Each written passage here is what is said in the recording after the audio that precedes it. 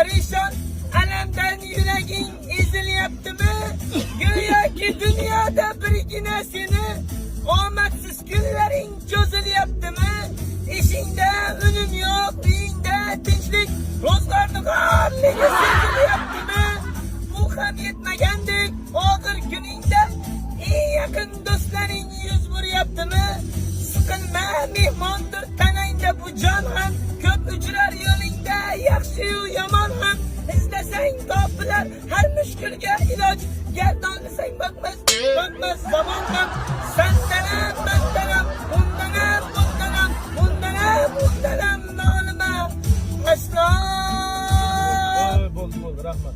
Azoblash xizmatim bu xo'rlovsiz shundan. Men o'zim shundan o'zim yomon ko'rib qoldim. Endi aka, mana shunaqa men yaxshi aytaman lekin.